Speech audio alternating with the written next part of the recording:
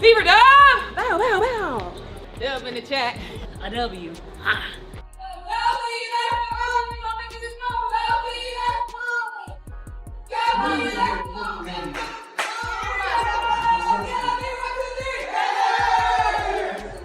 Three months ago, it seemed unthinkable. But the Indiana Fever have pulled it off. They're now 4 games over 500 for the first time since 2015, and they did it without Caitlin Clark on the court. But here's the real shocker. Instead of crumbling without their superstar, the Fever just shattered 4 franchise records in a single game against Paige Bueckers and the Dallas Wings. And the biggest twist? The heroes of the night were 2 players who weren't even on the roster at the start of the season. The record-breaking performance featured huge contributions from Kelsey Mitchell, Aliyah Boston, Natasha Howard, and newcomers Aari, McDonald, and Chloe. The 100 win over Phoenix. Stephanie White called that a big win. They were outstanding. Mitchell, Come on. The former Dallas Wing, Natasha Howard. Nobody was looking for this. We think Kelsey Mitchell's going to shoot, but that is the play to make right there. Nobody in the passing lane. Everyone thought the Fever would fall apart without Caitlin Clark. But what happened on August 1st was nothing short of magic.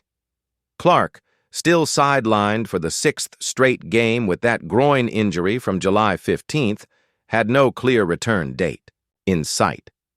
Meanwhile, the Dallas Wings rolled into American Airlines Arena, home of the Mavericks, with Paige Bueckers leading the charge, desperate to snap a slump after losing 8 of their last 10 games. The stakes. Wins in a row, a season high. Just how have you been able to find that rhythm over this stretch? I think it's been about, we've had some practices, and I think practicing has definitely tuned us up, fine-tuning as far as the details. We knew before All-Star that, the second half of the season is always about people making adjustments, people finding ways to stop what we have to do. And I think that on us, we try to do a good job of staying locked in at practices and shoot-arounds and all that kind of stuff to be where we need to be. From the opening tip, the Fever's mindset was crystal clear.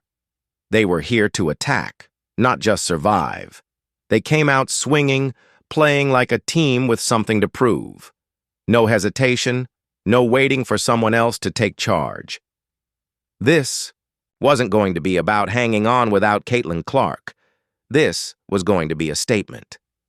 Kelsey Mitchell wasted no time seizing control.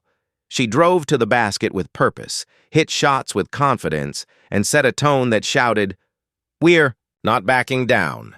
Mitchell, 14 20-point games this season in her 8th year. She also has a couple of 30s. And Mitchell trains the 3. Now have a little bit of an advantage in the paint, and they need to keep doing that. That time, Dejanay went for the steal, and Mitchell kept it away from her.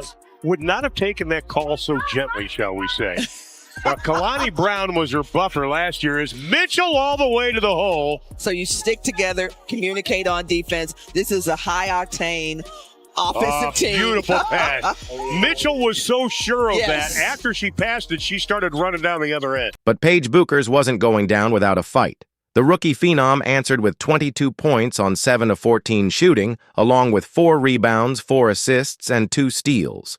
She was the only Wings player to hit double figures, proving why. She's already seen as a true 3-level scorer in her first WNBA season. What followed was a thrilling back-and-forth battle that kept fans glued to their seats. Then came the twist, the free throw disparity. Dallas shot 25 from the line. Compared to Indiana's 14, nearly double. Fans immediately lit up social media, calling out the officiating and accusing Bueckers of flopping to draw fouls. Even Wings Game clock almost the same. Carrington, the spin move. No foul called. The real collapse came from DeJane Carrington. The reigning most improved player endured a nightmare outing, just 4 points paired with 5 turnovers. Late in the third quarter, she brought the ball up the floor and heaved a wild, ill-advised shot that had fans groaning. Her struggles proved to be a Go to the basket here, but you got to go up strong right there. Don't shy away from the defense because they will get out in transition And Kelsey Mitchell doing what she does. Indiana up in Dallas. When the final buzzer rang, the scoreboard told the story, 88-78, Indiana on top. The Fever had just proven they're far more than Caitlin Clark plus 4 supporting players. They showed they can take care of business in games they're expected to win. Finding ways to get wins, and that's going on some scoring bursts. That's being able to rely on multiple players, getting stops when needed, making adjustments and continuing to grow. I mean, this is a group that's been resilient all season long, and I think that we have such quality depth that we can rely on one another, and rely on one another in certain moments. 2 players who weren't even on the roster 3 months ago have quietly become the Fever's secret weapons. Meet Aari McDonald and Bibby.